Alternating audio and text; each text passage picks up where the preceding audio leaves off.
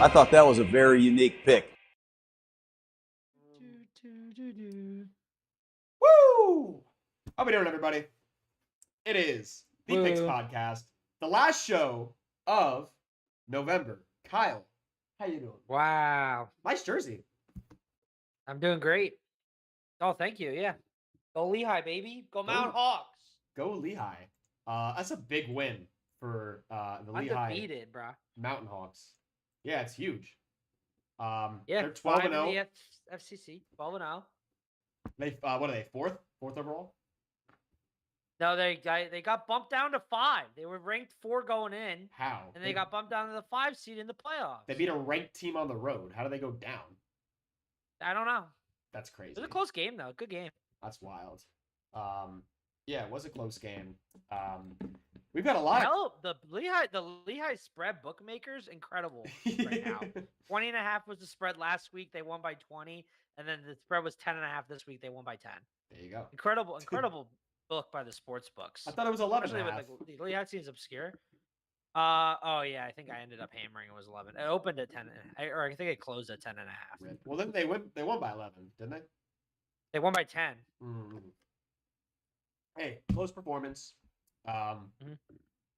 Screw the spread. We got the win. That's what matters at the end of the day. Let's got the win. That's all that matters. Good. It's like, do you say that like as good teams win, great teams cover, sort of thing? Or, yeah. You know, I don't care. No, but I don't care. At the end of the day, Leah's undefeated. You can't complain. At the end of the day, you just want your team to win. Yeah. Speaking of winning, Kyle, it sucks when you also put money on the Lehigh Eagles parlay. Yeah, that was tough. And then whatever, we don't have to talk about it. We'll get to that later. I was gonna say, speaking of winning, I'm on a freaking heater, man. I went 12-3 in week 11. I followed it up by going 12-2 this week. So, thank you very much. Last night I got last night wrong. That was kind of just a gut pick. I just really wanted Carolina to win, and I probably should have gone with San Francisco, but whatever. I did say going into this week that I was going to pick one of Tampa Bay and Carolina, and thank God I did not pick Tampa Bay because they got the doors blown off of them. Yeah. Well, we got a lot to talk about today. A lot of close games. A lot of football played in Week 12. We're going to start with this week in football. And we're starting out with something that you and I actually called way back in August, and that is Joe Mixon is confirmed to be out for the season. Yeah, remember Joe Mixon, Kyle? He's a running back for the that was pretty. That was some sussy stuff. Out he for was the off season. my fantasy draft board. Yeah. Hope you guys listened to us during that preseason preview because we were off that. Bye. He had the same thing as McCaffrey had last year, I'm pretty sure, but worse. Like he had like some sort of like stress fracture in like his foot, and it's just not healing. I don't know if it's like that Lisfranc injury sort of deal, but it's like some sort of bad fracture in his foot. So he's gone. It's mysterious. It's mysterious. Yeah, it's mysterious. What's also mysterious is how Chip Kelly got back in the NFL after his embarrassing performance as the Eagles head coach and as the 49ers head coach. But he came back for a third time this year, but now he is gone for a third time. The Raiders have fired Chip Kelly from his offensive coordinator position after another dismal performance by the Raiders offense. I mean, this one's not surprising at all. I don't have the numbers. Yeah, the Raiders are bad. They are bad. They're garbanzo beans bad. I don't have the numbers in front of me, but I'm willing to bet they're bottom 5 scoring offense. I personally think they're probably closer to worst or second worst. I wonder if they're up there with the Eagles scoring. I'll look it up. Scoring offense, not great. Points per game NFL team. Let's see. Not great. It can't be good. It can't be good. The Raiders. Yeah, but we get to see the Raiders live in 3 weeks. I know. I was hoping to see Chip Kelly there, but I'm not going to. Let's see. Yep, the Raiders are tied for the worst points per game with 15 with the Saints. So there you go. And that's through 12 weeks. So. Wah. See ya, Chip. I don't imagine he'll be back this time. Third time's the charm. Yep. He must be a very charming individual if he was able to swindle his way back into the NFL for a third time. Speaking of goodbyes, the Giants have said goodbye to defensive coordinator Shane Bowen. He's been fired. I mean, about damn time, right? Like this one was. Yeah. This one was a long time. I mean, the Giants were one game away from breaking the record for most double-digit leads blown in a season. So I believe that counter is now up to 5. If I have my Yeah, it's up to facts 5. right. They were 1 game away. Oh man, dude. Yeah, this one's no surprise. I mean, as Kyle alluded to, we've seen the Giants go up double digits more than once this year and find a way to blow it. They're averaging, or they're letting up, I should say, about 12 points per game in the fourth quarter alone, which is just crazy. Averaging double digits or letting up double-digit points in the fourth quarter. So, I mean, this one's not a surprise. Probably thought the Giants should have done it a little bit sooner, but we'll see how they fare. I'm a big fan of Mike Kafka so far. He's looked pretty poised there as the head coach. Yeah. The Saints are working out disgraced kicker Justin Tucker after current kicker Blake Grupe missed 2 more field goals and New Orleans lost to Atlanta on Sunday. So we're now an anti-Saints podcast because yeah, I think so, here. right? I think that's Saints, a big Saints no longer respect women. That's a big transitive good property look for the thing. Saints. Yeah, dude, like you couldn't have found anyone better than that. Ugh. Especially like when you're like already bad. Like, why are you adding controversy? I feel like you're just poisoning. Why are you giving people more of a reason to not watch you outside of your own play? It's ammo, Kyle. Bring back guns. It's ammo. Ooh. And finally, Panthers safety Trayvon Moehrig was suspended 1 game for punching 49ers wide receiver Jawan Jennings in the nuts on Monday Night Football. Moehrig punched Jennings late in the game, and then Jennings came after him at the conclusion of the football game. Not cool. Yeah, not cool. Dick move. What move. the heck? Literally dick move. Yeah. Literally. I'll get into some injuries here because there were a handful of those as well. This is football. Eagles rookie safety Andrew Makuba to undergo surgery to repair a fractured ankle that he suffered in Sunday's game in Dallas. They said whether he can return this season will be dependent on the outcome of the surgery. This one hits home. He's been really, really good. I mean, for a rookie, he's been really, really good. The scout, he's very solid. Lived up to the scouting report. Extremely hard hitter, physical style of play. So, I mean, injuries are bound to happen when you play like that. It sucks when it's in your rookie year. Yep. The Eagles also lost Reed Blankenship with a thigh injury, but he is expected to play on Black Friday. Oh my God, I can't talk. Expected to play on Black Friday versus the Bears. So that's good news. They don't lose both safeties. Lions rookie cornerback Terrion Arnold suffered a concussion on Sunday. He remains in protocol. J.J. McCarthy is also in concussion protocol after experiencing symptoms following Sunday's loss to the Packers. Kyle, they said he was experiencing soft benching. Yeah, they said he was experiencing symptoms consistent with multiple symptoms of soft benching. Yeah. No, they said it was multiple personality disorder. They said he kept calling himself 9. Something like that. Oh, yeah. They said he Dude, the 9 thing, like, ever since that I got announced, I feel like McCarthy's just been so bad. He's been so bad. It's so bad. I feel so bad. Well, we're going to touch on that one for about 90 seconds later, but it was bad. The SpongeBob meme with, like, Squidward's looking out the window? Yeah. SpongeBob and Patrick running around? That's, like, Vikings fans looking at Daniel Jones and Sam Darnold. They're like, God, we gave up that for this guy. Jesus. We had T. Higgins get carted off the field with a concussion. The Bengals have ruled him out for Thanksgiving. I would expect Jamar. Yeah, that one hurts, especially because I feel like the Bengals put up a pretty good fight at home against the Patriots this past Sunday. Mm-hmm. I would expect Jamar Chase to get 25 targets, probably. That's probably being conservative, too.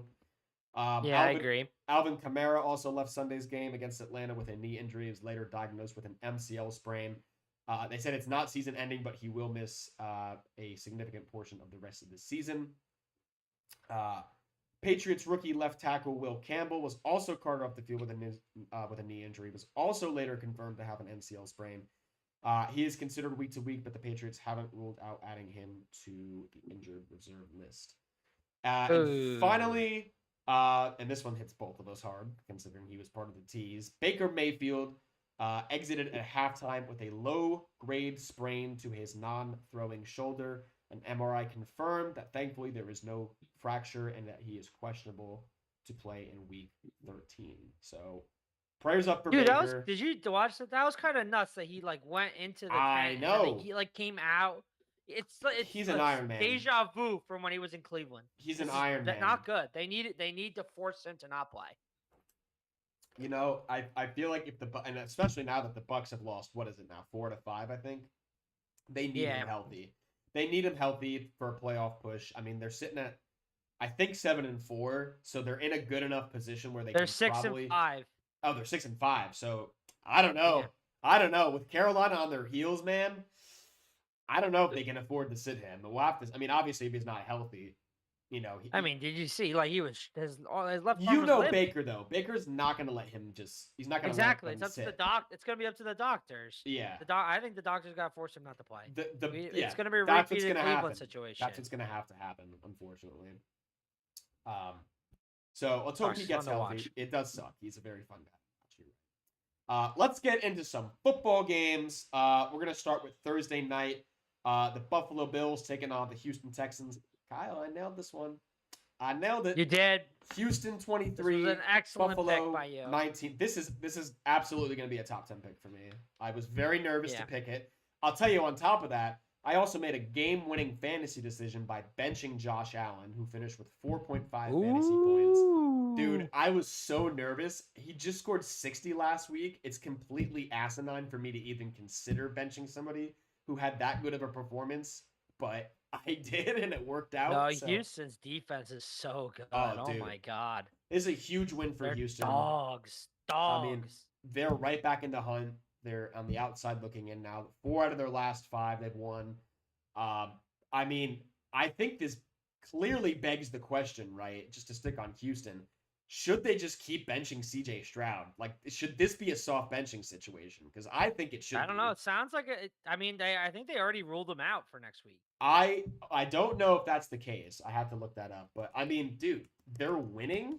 And I know that like Davis Mills isn't necessarily doing anything that Stroud wouldn't necessarily be able to do, but they're winning. That's a big thing. Let's see. D'Amico Ryans said as of yesterday that he is still in concussion protocol. So he's not ruled out. Concussion protocol. Not ruled out, but it's possible that he might not play still. So we'll have to see. Yeah, we'll see what happens. I mean, look, I think that he's really good. I think he's perfectly serviceable. Davis Mills is. But I think he's gotten really good rapport with, how about Jaden Higgins coming along too? He scored again. I liked how he's looked. He's got good rapport with Mills. I don't know. And like to your point, I mean, this Texans D-line, they're doing an excellent job.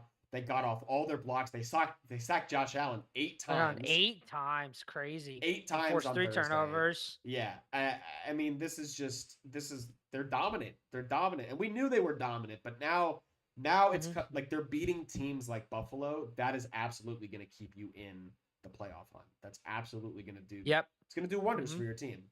You know. Okay, I'm sorry. Yeah. I thought Bills were team of destiny with that 4th and 25 or during the final drive. Yeah, I was like, Bills, oh my Lord, I can't believe it. With the little pitchy woo woo. So it was oh man. 4th and 27. It was a lateral. Josh Allen had thrown it to, I believe, Josh Palmer, and then lateraled it to Khalil Shakir. To keep the game alive. But Josh Allen was later picked off on 4th and 6 at the Houston 22. The game was over.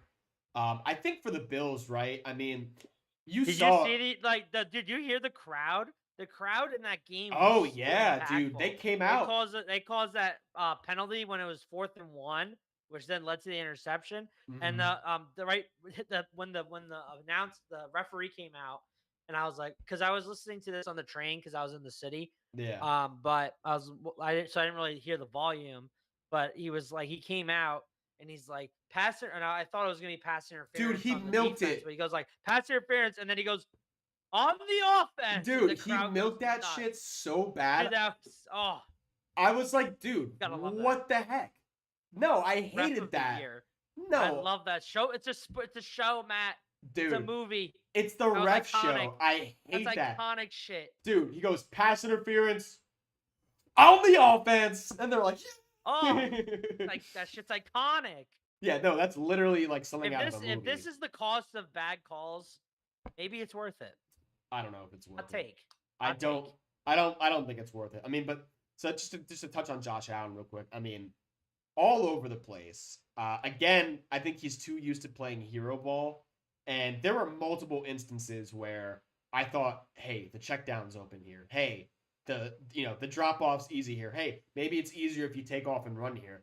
And a lot of the times he either just misread because the Texans secondary was playing a lot of zone and they were just letting the D line do their thing, which they absolutely did. But like he misread the zone number of times. Like I said, he's too used to just take the check down, man. Just take the check down. He's too forcing it downfield, man. And like to be honest, the Bills were kind of bailed out, right? They had the kickoff return, Ray Davis. He ran into his own player, spun off it, made one cut, and then went the distance, and that gave them the lead back. But then he had Davis Mills in the 2-minute drill, come down and score a touchdown right before the end of the half. I know the Bills had a lot of injuries in this game. They had Terrell Bernard leave, Maxwell Harrison got hurt both in the third quarter, I believe. But I just think the Bills should have gotten a little bit more creative, right? It's like, like I'll give you an example, right?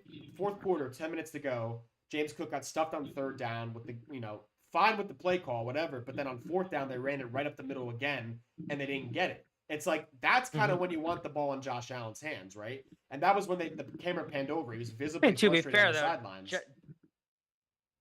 James Cook is their second best player. Without James Cook, and James Cook is like their number 2 to Josh Allen. It's fine, but like it's like running and then the they same just play have a bunch of jags twice in a row. Like, I don't know. I feel like there was more that they could have done offensively. I mean, again, this is like Josh Allen, go be special, all over again. This time, the Texans defense was just like, no, you're not going to be special. It was too good. It was too good. So big win for the Texans. Like I said, 4 of the last 5 for Houston. Let's go over to Sunday. I guess we can touch on 9 real quick just to get that one out of the way. Green Bay rolls. I think it was 23 to 6. 23 to 6. Yeah, I mean, McCarthy's just freaking terrible. He had 2 fourth quarter interceptions, a lost fumble, like no poise, no confidence. You see the Packers mocking the Vikings with the skull celebration. The skull champ. Yeah. Skull to the bench. A number of mistakes by Minnesota in this one. He had the muff punt that led to Emmanuel Wilson's second touchdown of the game, scored twice. Josh Jacobs, were you able to secure Emmanuel Wilson in your fantasy league? I know that you are a Josh Jacobs owner. It's a dynasty league, so no. Oof. That's but tough. I did trade for Kareem Hunt, and he scored a lot of points. There you go. So it worked out. They gave up a 20-27 third for Kareem Hunt, so it worked out. This was a much-needed win for the Packers. I mean, look, we know the defense is good. Would I say that the offense found it? Not particularly, but I think they had a little bit more rhythm in this game. So if they can build off that, a good run game. Yeah, I think the run game for 107 2Ds. I think the run game was a bit more consistent. I think not necessarily the performance, because you know what Josh Jacobs is going to bring you every week. I just think the play calling was a little bit more better. It was a little bit more varied. I think they were a little bit more methodical in their approach to the run game. So I think if Green Bay can build off that going forward, good for them. That's exactly it's a good look. I mean, again, I think I've said this before on the pod, and I brought this up. I think anybody who says Jordan Love is a top 10 quarterback has never watched Jordan Love play. No. He does have talent. Like, obviously, we watch his highlights, but oh my Lord, does he make bad decisions a lot? Like he like throws it too late, throws it too early, doesn't make the right read. He's very frustrating to watch. He's like the one guy that could convince you that he's good, though. Like, because he makes his mistakes come almost always in the clutch, and then he'll just make some stupid throws, and you'll be like, he's like Trevor Lawrence, where his mistakes are just bad, but they're not turnovers. No, they're not turnovers all the time. You're right. Yeah. That's actually a very good comparison. I'm going to use that. Yeah, you're welcome. You're welcome. Thank you. All right, Kyle, take us to Kansas City. The Chiefs snapped Kansas City, the game of the week. This was a huge game. I think they mentioned during the broadcast that if the Chiefs had lost this game, their playoff probability would go down to like 23%. It was like sub And if they won, 25%. it was a sub 25%. If they won, they would jump up to 52, which still isn't great, but it's a lot better than 25 or 24 or whatever, sub 25. Honestly, like the Chiefs, this was a standard Chiefs game. Like the Colts had an early lead. Obviously, I think at the halftime they were up 14-9. Chiefs could only get field goals. And then all of a sudden the Colts kind of like slowed down. Chiefs kind of slowly got their way back into the game. And like by the fourth quarter, you're like, oh, this is a Chiefs win. Like they're just gonna win the game somehow. And then they ended up winning in overtime after I believe the Colts started with the ball, didn't do anything with it. And then the Chiefs were able to go down the field and kick a field goal to win the game. Yeah, this was tough for the Colts. And I actually live bet the Chiefs because I saw them down, like, I think it was, oh God, I forgot what the this was a score must. This was a must win for this the was Chiefs at home. You just had a feeling that this is a game that the Chiefs were going to win. And honestly, I think they won in spite of. I mean, I know Mahomes had a ton of yards in this game. They threw a lot. They were down a lot in the game. They actually ran. No touchdowns for Mahomes though. Only one interception. Yeah, only one. He'd have a lot of yards. I know that we were talking about the lack of a dynamic run game, but how about Kareem Hunt getting 30 carries? He had 104 yards and a touchdown. Yeah, 30 carries is pretty crazy. It's pretty unheard of. It's a lot for Kareem Hunt. It's a lot for Kareem Hunt, but it's also just a lot. It's a lot for a Chiefs running back. I feel like we haven't seen that in quite some time. I feel like a major reason why this game stayed close was honestly the Chiefs struggled in the red zone. They only had one touchdown in 4 trips. They settled for 2 field goals. They had a lost fumble. So I mean, at the end of the day, the Chiefs employed a defensive strategy. I feel like it was kind of similar to what they did against the Eagles in the Super Bowl, right? Was just sell it to stop the run, and it worked just kind of because Daniel Jones is not Jalen Hurts. It's not Jalen Hurts. And the rest of the supporting cast is not the Eagles supporting cast. Taylor only had. I mean, he definitely like struggled at the end. Like like if you look at the Colts like final 4 drives, 3 and out, 3 and out, 3 and out, 3 and out. Yeah. 3 plays minus 2, 3 plays 7 yards, 3 play 1 yard, 3 plays out. You're not like if they score on any of those drives, they probably win the game. Yeah, and it's just not great by the Colts there in the fourth quarter. It was just kind of an offensive collapse, right? They had no real response for the Chiefs. I thought they should have thrown it more, to be honest. I only said that just because that's how the Eagles beat them when they tried to sell out and stop the run. So I was just like, throw it more. Low key, Indianapolis is kind of slowed down a little bit. Just because they a lot of slowdown. Yeah, they lost to the Chiefs. They lost to Pittsburgh. They beat Atlanta, but that game went to overtime, just like this game. Yeah. So I'm not saying the Colts are bad, but I don't know. Their schedule gets pretty tough. Yeah. They got Houston this week. Yeah. That's a huge game now Houston. too. They got 2 games against Jacksonville, 2 games against Houston, Seattle, and the Niners. That's tough. They've got a really tough schedule. That's tough. And the fact that they play Houston twice and Jacksonville twice, I would not be surprised with only 1 game ahead of Jacksonville and only 2 games ahead of Houston if they lose this division. I think they beat Jacksonville. How tough their schedule is. I honestly think they beat Jacksonville twice just because Trevor Lawrence. But you've got Houston playing their best Jacksonville's football. Defense is good. Their defense is good. We'll get to their offense. Big Jags guy. I know you're a big Jags guy. Like you said, the Colts had opportunities in the third quarter to put this game away, but they settled for field goals instead of a touchdown. Unfortunately, I know I've been a big Shane Steichen guy this year, but unfortunately that does kind of come down to coaching, right? At the end of the day. Yeah. I really wanted to see a little bit more of that. Not so like full throttle offense where it's like get the ball out, Jonathan Taylor. It was really more methodical, I thought, for if the Colts just kind of sat in the pocket and did their thing that way. Because you looked at the Chiefs, they had 6-7 guys in the box. They weren't necessarily blitzing all the time, but they had like 7 or 8 guys in the box at all times, really, and they were just like, run it, bitch. Like, and Taylor only had 58 yards on 16 carries. He did not score in this game. So yeah, at the end of the day, I would have liked to see a little bit more adjustment from Shane Steichen in the group, but it's a big win for Kansas City. They snapped a 2-game winning streak or losing streak, I should say. Yeah. So I agree. Concur. Huge win for KC. Why don't you take us to Cincinnati, Kyle? Cincinnati, Bengals. we got the Bengals. The Bengals, they're more your Bengals. I had the Ravens winning the division.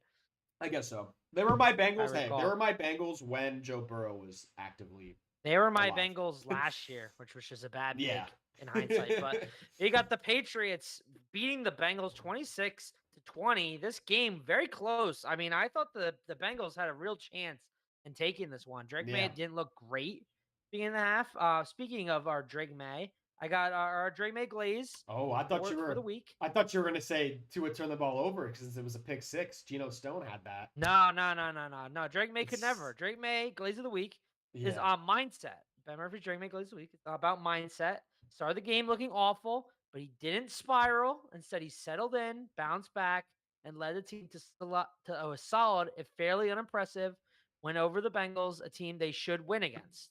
So Yeah. that's the Drake May glaze lesson. Okay. It's big mindset. Poise. Never give up. Poise.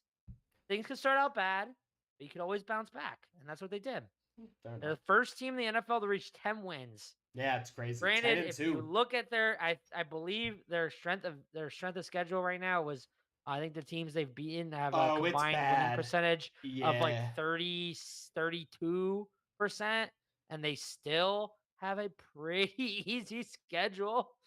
I mean, right now they actually they have the easiest schedule so far, I think, of like a team that's won this many games since the undefeated Dolphins in '72. Well, they play Buffalo again, right? They play Buffalo and Baltimore, but then they Baltimore. also play the Giants, which we'll get to it to the tease, but I don't know. And then they play Buffalo at home. They go to Baltimore, go to New York Jets, and then they face Miami at the end at home. That's still pretty. Not pretty easy schedule. Yeah. Did you see the sequence of events where they had like 8 plays in a goal to go situation and didn't score? Yes, that was terrible. It was like felt like 30 minutes of them just like all right at the 1 yard line. Like, and they just what did not score. hell? Bro, when they came, it was fourth. I think it was the second. They had 2 fourth and goals. I'm pretty sure. I'm fairly confident. They did have 2. They did have 2 fourth and goals at the one. Both. So I think yeah. it was the second time they had fourth and goal at the 1 yard line. They came out in the shotgun. I'm like, what the hell are you guys doing? They just run the ball for 1 yard. You finally let Travion Henderson go as the number 1 guy. Give him the rock, man. I mean, this is a big special teams day too, because I don't know if you saw Evan McPherson hitting a 63-yard field goal before the half ends, which was huge for the Bengals. Yeah, he did. That was huge for the Bengals right there. Yeah. And then Andre Borregales was 4 for 4 at his field goals, which absolutely mattered considering the Patriots only won by 6 points. 26-20 was the final score, by the way. 2 pick sixes in this game, by the way, too. Drake May threw one to Geno Stone. Flacco returned the favor in the second quarter to Marcus Jones. So, I mean, yeah, this was not a pretty game for the Patriots, but it's a win, and a win is a win is a win. A win is a win. Tough look for the Bengals too. They really need. I know. Now Joe Burrow's coming back for Thanksgiving. They're 3-8. They basically have to run the table. Kind of surprised at. You know, aren't you kind of back? Yeah, aren't you kind of surprised at that? I would have thought they shut him down. Yeah, I'm kind of shocked, but I believe in modern medicine. They're doing a good job. I would have thought I just thought they would have shut him down for the year, considering it's a lost year. Yeah, I think he's a competitor. Competitors want to play. Pray he stays healthy, man. Pray he stays healthy. Yeah, I hope so. I mean, they got Baltimore, Buffalo, Miami, Arizona, and Cleveland. So I can take us to Baltimore. Doubt they're going to run the team. I mean, honestly, with the way they could win, maybe. Well, I don't know. Maybe. What? Speaking of Baltimore, Bengals run the table? Maybe they could run the table. Maybe. Nah. I mean, Steelers are going to be 9-8. Obviously, that's the lock of the century.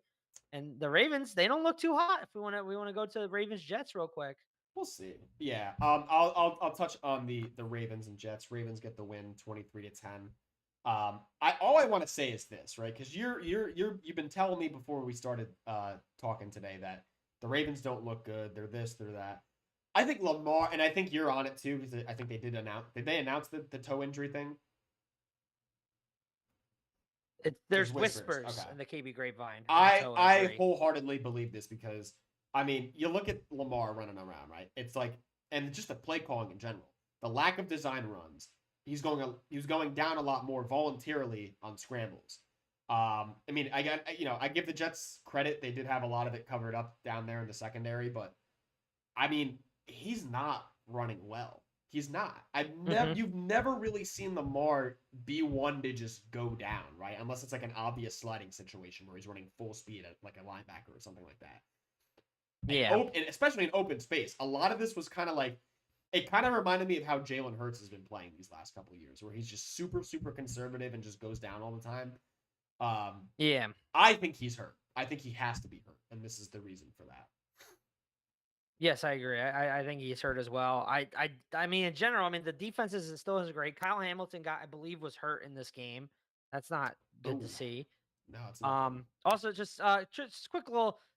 This may be a dumb question, but do you believe fantasy performance hurts your Hall of Fame chances? Like having bad fantasy performances. Yeah, I'd say Hall of Fame chances. I'd say that's a dumb question. Yeah. It's a dumb question. Yeah. My one buddy who I was watching the game with, he argues that Derrick Henry's not a Hall of Famer because Derrick Henry has been bad for his fantasy team this year, despite the 2 touchdowns today. No, I don't think and that. he might have to do a beer mile because of Derrick Henry's performance. He scored twice. Yeah, no, it's just like he's a hate watcher. He likes to hate watch. That's dumb. That's dumb. It's a dumb take. Kyle's friend. That's a bad take. Well, it's a bad take because it's like obviously like fantasy points are kind of directly correlated with performance on the field. I feel like to some extent, right? Mm-hmm. So like, true. At least if you're an offensive player, if you're a skill position player, yeah. I mean, yeah. I'm still. I think I saw a lot from the Ravens defense. I think they looked a lot better. I think Tyrod is absolutely the right guy. And look, I think it's the Jets, but I think it's also Tyrod's absolutely the right guy for the Jets. Because Tyrod can actually pass the ball. Yeah, can actually throw the ball downfield. But Breece Hall had a really nice play in the fourth quarter with the Jets. I know he ended up fumbling down there, but again, right, gets the goal line punched, and the ball gets punched out. So that's a good play by the Ravens defense.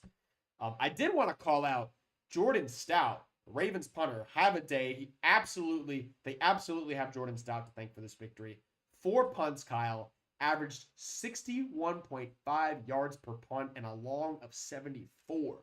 This man is going to get drug tested. Shout out Isaac Punts. He's going to get drug tested, bro. Performance. You know I'm a big special teams guy, so. Yeah. But, hey, I mean. The third of the game.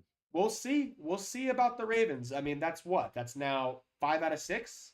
Or is it 6? Is it 5 straight? Yeah. I think it might be 5 straight. No, it's yeah, they're 6-5, so they were 1-5. They were 1-5, so it's 5 straight. Yeah. So I mean, look at that. They played their way right back into it, and what was it you said? Yeah, now they're actually in the playoffs right now. They overtook the Steelers. I was gonna say, what did you say 4 weeks ago when I said the Steelers plus 130 to win the NFC North was or the AFC North was good value? I take that back. I take it back. I take it all back. Take it back. There was a reason why the books still favored Baltimore. Correct. I think Baltimore minus 105 was good value in hindsight. Yeah, really, in hindsight. All right, take us to Chi-Town, Kyle. Take us to Chi-Town. Chi-Town. The hell is Chi-Town? Oh, Chicago. What the hell is Chi-Town? Yikes. Chi-Town. That made me sound like we were just talking about China. It's C-H-I. like Chai. Yeah. C-H-I. Yeah, Chicago. Chicago. This game, I wish I put on a tease. I would love the over, but I was a little scared because of weather and not Aaron Rodgers not playing. But clearly the over hit. Chicago Bears went 31-28, and overall, very exciting game. Yeah, a lot happened. Caleb Williams played pretty well in this game outside of what was going to be the Tua turn the ball over, turnover of the week. Man, except there was another one that was even worse somehow. It was pretty bad. Yeah. Basically, it ended up being like he ended up like I thought it was gonna be a safety, and then he just kind of like threw it as he was hit by T.J. Watt. By the way, that was the sack for T.J. Watt where he finally passed his brother in career sacks. There you go. Congratulations to Mr. T.J. Watt. Round of applause. So yeah, like I mean, the Bears played well in this game. The Bears right now, I believe, are on a great winning streak right now. They're 8-3. They're currently the number 3 seed in the NFC. Who would have thought that Which is just coming into the asinine. season? That's W4. I'm just annoyed because I had Bears and Patriots I had making the playoffs originally, but then I was like, I'm not entirely convinced. Now I look like a fool. Now I knew it all along. Did you know But no, Ben Johnson's really the Bears changed started the Bears. 0-2. Bears started 0-2. They've won 4 in a row. Yeah. They're 8-1 in their last 9 games. 8-1. That's now, crazy, bro. What's even crazier, Kyle, is they have a negative point differential. They do have a negative point differential. They have they are 8-3 with a -3 point differential. Now, who does that remind you of? Minnesota. Same division. Yeah, same division. Minnesota. I mean, look, I think the Bears are in a different situation though than the Vikings were, because the Vikings had, I just feel like they were more well put together. They had a lot more shall we call it pedigree, I guess, than Chicago did. This Bears team is obviously much improved. They've had continued success in close games. I think that does count for something. But I mean, and you love this phrase. Are we going to see the Bears regress to the mean? Because I think this is absolutely a situation where the Bears regress to the mean. This is a regress to the meme. To the mean, not the meme. Mean. But well, yeah, I mean, Chicago. I mean, this is, again, like I've been saying this whole time. Again, this is a game Chicago of year past would lose, and that's on coaching. Ben Johnson, I think, has proven he's a great coach. I think he's definitely in the running for coach of the year. I think it's probably right now between him, Vrabel, and Shane Steichen. Yeah. But we'll see how it goes in this final stretch to decide. But I mean, 8-3 though at Chicago, you got to be happy with how Caleb Williams has been playing. Yeah. And then if you go to the Steelers, I don't know, Aaron Rodgers is not playing this game. He clearly wanted to. There was reports to the KB Grapevine he flipped off the cameraman. I don't know if you saw this. Woo. They're saying he flipped him off, the cameraman. Mr. Aaron Rodgers. He was very upset he couldn't play. Come on, Aaron. What are we doing, Aaron? He was gonna play, but the doctors held him out. That's what I heard through the grapevine, because he obviously wanted to own the Chicago Bears. I mean, Mason probably very upset at the start in this one. I think he was serviceable. I don't think he played, particularly great, but I don't think he played particularly bad. I just think this kind of outcome for the Steelers just kind of adds to the narrative that we've been hearing about all year, right? Is that they just consistently fail to execute in clutch moments. And it sucks that that's the narrative, because they've been in a lot of these games late down the stretch, right? I just feel like they get it. I give them credit where there's due. They did a good job of shutting down the Bears' run game. Which, by the way, my young guy finally outcarried Swift in this game, 12-8. Yeah, 12-8. I mean, they've been saying that they're gonna run the hot hand. Swift had a pretty bad fumble. Yeah, I think early in this game. Doghouse sucks as a Swift owner. So he's in the doghouse. DJ Moore looked good in this game. He was on my bench. Scored twice, right? Yeah, he got 2 touchdowns. Good for him. But Colson Loveland's kind of been coming around, Kyle. Lately. I mean, got a touchdown. We were talking a lot about Tyler Warren, but now we're talking about the other guy, Colson Loveland, who was drafted before him. Colson Loveland. Not that Tyler Warren hasn't been great, obviously. No, but just to the Steelers' point, right? It just kind of stinks when you can't execute in those crunch time positions where you need to have it, and they really just haven't had it this year. So, they just haven't they haven't grasped the opportunities, I feel like, Devontae Smith's questionable. What? Oh, it's Dude's Day. It's Dude's Day. It's Friday. They play on Friday. It's Dude's Day. Yeah, whatever. All right. I think we got 2 more 1:00ers. I'll take us to Tennessee real quick. The Seahawks get a 30-24 win. I believe that's what it was. 30-24 over the Tennessee Titans. JSN, man, I just got to talk about JSN real quick. He surpassed DK Metcalf for the most receiving yards in franchise history through 12 weeks, mind you. Already surpassed I know. DK. He's so good. Oh, my Lord. This is his 8th game with 100-plus receiving yards. He is on pace to become the first receiver in NFL history with over 2,000 receiving yards. I think he gets it. I don't see how he couldn't. Yeah, at the pace he's been playing at, that'd be crazy. The Seahawks, I mean, this game, you say, it's going to be 30-24. It's kind of close. I mean, the Seahawks offense kind of went stagnant in the fourth quarter. I'll give some credit to the Tennessee defense for shutting down the run game. Seattle was just kind of trying to burn clock, and they held their own. They held out. But I mean, look, I'll say this about Tennessee. Cam Ward, I liked what I saw from him in this game. I think he's running for his life on every play, and it's really hard to have any sort of consistency on offense. But he showed a lot of resilience in this game. So if you go look at the tape, I think you'll be impressed. This is kind of what Tennessee was trying to expect from Cam Ward the entire season, is a guy that can make plays, doesn't give up, made some throws. So I liked what I saw from Cam Ward, but ultimately this one wasn't exactly too close. And yeah, Seattle got the win. They win again. It's a big bounce back win for them after. Yeah, I mean, honestly, last like week. low-key, Tennessee, I thought played pretty well in this game. Like it kept it close pretty early on. I know, and they were able to bounce back a little bit in the second half. I mean, it was only a 6-point game. Honestly, they had a great punt return touchdown. Jamire Jamike DK, he's been playing phenomenal. I think he leads the NFL in scrimmage yards, like total scrimmage yards. for punts. So that's good for him. Oh, But totally. Just talking yeah, about I total. look like total scrimmage yards. Yeah, but like 'cause that he's a includes receiver, like punt too. returns, kickoff returns. Yeah, but I mean, I Tennessee, I like what they see. Obviously, I think Tennessee's biggest problem is that they do not have talent. I have And obviously they have no an interim talent. coach. That's the But sponge. I think what you've seen, from Cam Ward so far has been pretty good. I like him a lot. I think it's a somewhat attractive job. Yeah. They do have a decent amount of cap space, I think, for next Sure. year. So let's see what happens. We'll see. Good on you, Tennessee. All right, Kyle. We had a scare. We had a big scare on Oh, Tease. we did. I mean, obviously, it ended up crushing regardless. Take us to Detroit. But it was quite the scare. The Detroit Lions at the New York Giants. The New York Giants again below another 10-point lead, as we said. They were up 10-0 in the first quarter. The first time they've been up by 10 or more in the first quarter since 2020 against the Commanders. Oh my Lord, that's crazy. Yeah, that's a wild No, stat. I mean, honestly, the Giants next year, man, they excite me a lot. They scare me. Because I think they have a solid defense, like personnel-wise at least. Obviously, I guess scheme-wise, they haven't been doing so well. But I think that with that and then their offense next year, we're getting everybody healthy. Scatterboo, Malik Neighbors, young quarterback, second year, hopefully a good new head coach.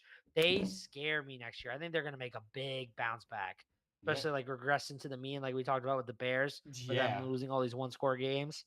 They're going to start the winning Lions, these on the other hand, the Lions, I mean, they've been low-key kind of inconsistent on offense. They ended up winning this game, obviously scored 34. Jahmyr Gibbs, oh my Lord, he's so good. I enjoyed watching him live last week, how fast he was. Jahmyr's insane, but, bro.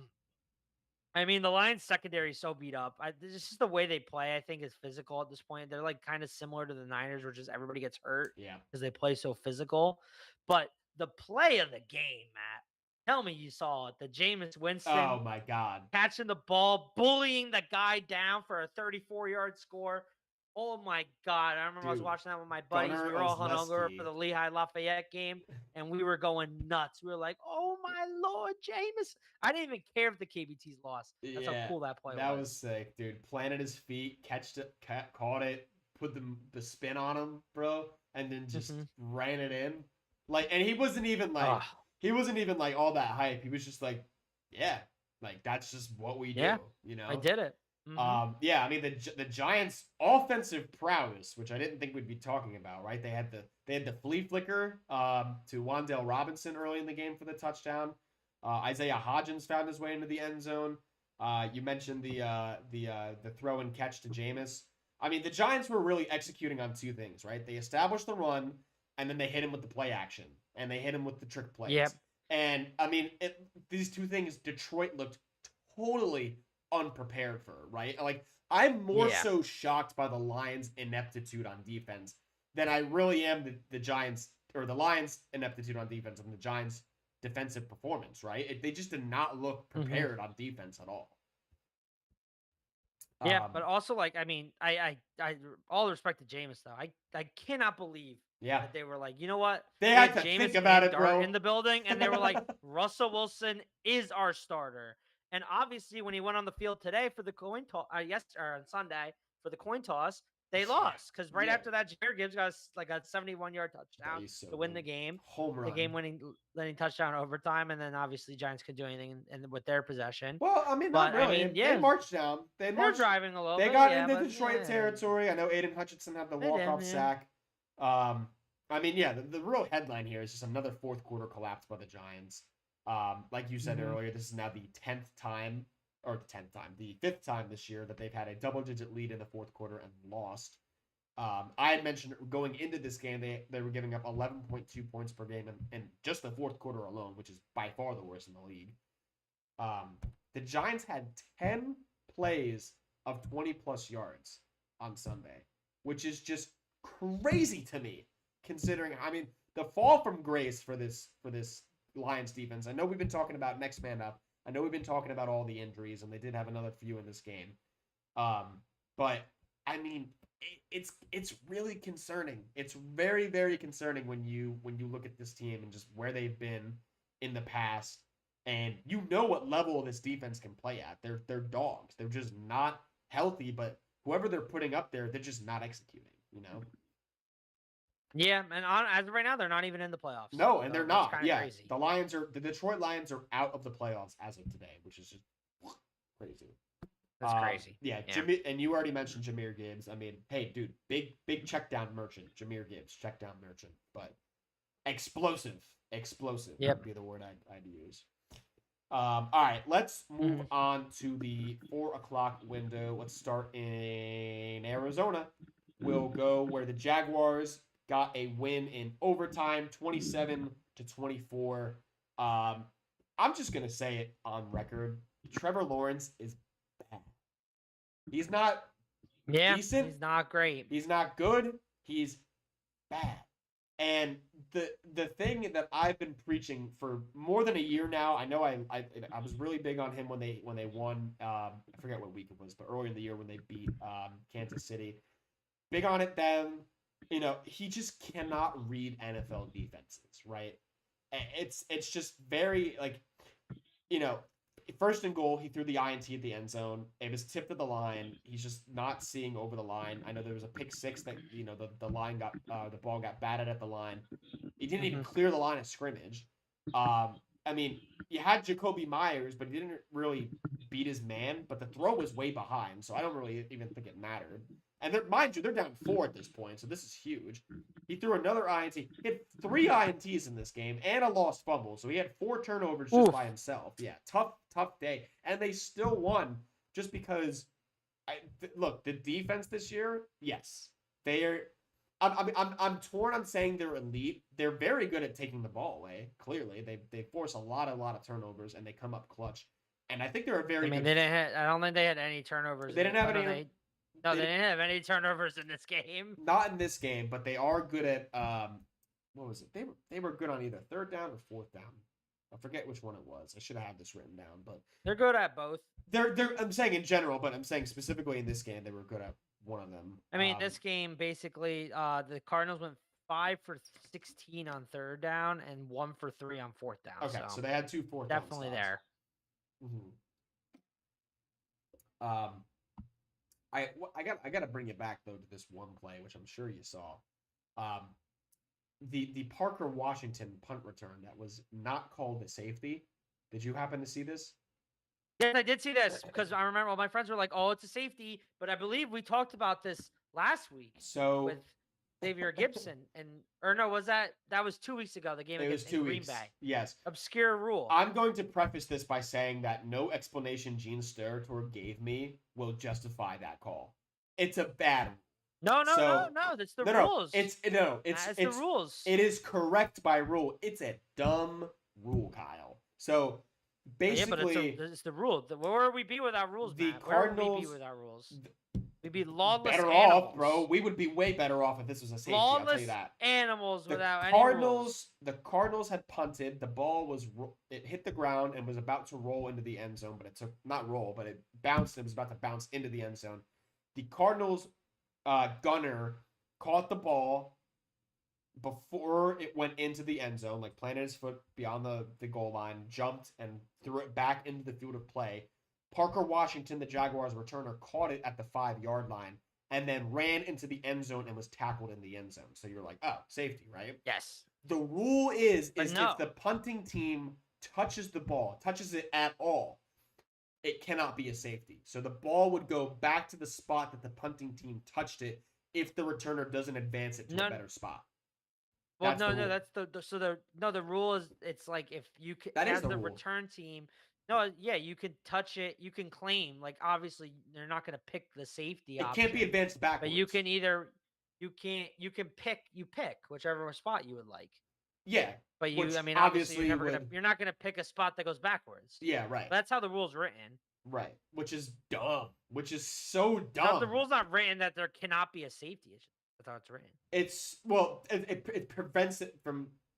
It gives you an out, basically. Yeah, well, this happened in the game against Green Bay. Xavier Gibson, who I mean, I don't think he's very good, but he did the same thing where it was touched by a Packer. He picked it up, tried returning it. It was almost a safety, and everyone was like, "Oh, it's such a boneheaded move." Which is there. But then I forgot who the commentator was. I think Collinsworth. No, because it was Monday night. It was Monday night, so it was Joe Buck. Yeah, it was Buck or Aikman. I think it was Buck brought it up that technically they could pick the spot whether it was touched or how far they returned it. So it was actually a smart play, unlike the play he made in the game. If we would have just moved to that, Jesus Christ. Yeah, I mean, I was basically just gonna say that the Jags almost blew this game. They were up 3 in the fourth quarter in field goal range, and they tried to score a touchdown on 4th down. The Cardinals ended up driving down, kicking the game-tying field goal. Now they ended up winning in overtime. The Jaguars did, but dude, just take the points. Just take the points next time. Like, make this shit easier. Yeah, I guess we can just go right into the Eagles game. Cowboys win 24-21. Yeah, that's what the people want.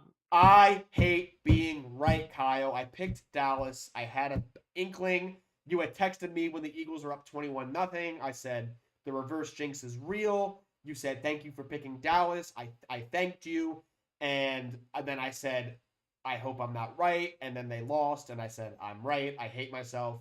Blah blah blah. Look. Let me just start with this. The Eagles are up 21-0 with 3 minutes in the second quarter. Here is how their drives ended: punt, end of half, punt, punt, punt, missed field goal, fumble the punt, punt. And that is how the Eagles ended their day. That is just gross. The Cowboys scored 24 straight points. That's the tied for the biggest comeback in Cowboys history. I mean, there are a number of things we can point to in this game. Let's start with the 14 penalties that were called on Philadelphia. I mean, clean it up. And a lot of these, again, are pre-snap penalties, which we have seen plague the Eagles for too long this year. False starts, illegal motions, just not holdings. Oh my God, holdings. Which, I mean, Dallas got away with plenty of those on Sunday. They got away with plenty of holding on Sunday. Now, that doesn't necessarily make up for the fact that the 14 penalties that were called on Philadelphia, I'd say probably 12 of them were good calls, probably 13 of them. It was really only that there was the OPI and Devontae Smith, which was just not a penalty at all, which was very impactful, by the way, because it made a 2nd and 2 into a 2nd and 20 or 1st and 20, and then there was what was it? They ended up having 1st and 25 because there was that penalty brought it back, and then there was another pre-snap penalty. So yeah, there was another penalty. I think there was another. That was really the only one I had an issue with. 14 penalties. You have Saquon Barkley, 10 carries, 22 yards, some bullshit halfback dive. Same thing every play. Like, where is Tank Bigsby? Where is Will Shipley? The O-line. Dude, honestly, been watching Saquon. He's not running with the same aggressiveness. No, he's not. Bigsby is running. He needs more carries, honestly. You know what it's called, Kyle? Like, I love Saquon. We'll always remember what he did last year, but, like, they got to, like, make it a 60-40 split, honestly. It's bad. It's called a change of pace back, number one. Yeah. But number two, and it's really this that I have the biggest issue with, which is why who I have in the thumbnail is in the thumbnail. Kevin Patullo, the Eagles offensive coordinator, needs to go. He needs to go ASAP Rocky.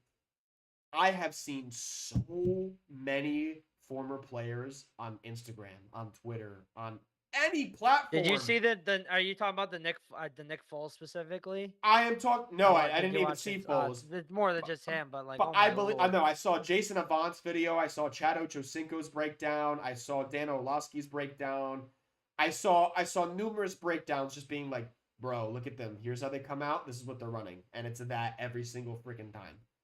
If people that sit in their ass for a living nowadays can sit there and do that to your defense, what do you think the people that are or can sit there and do that to your offense?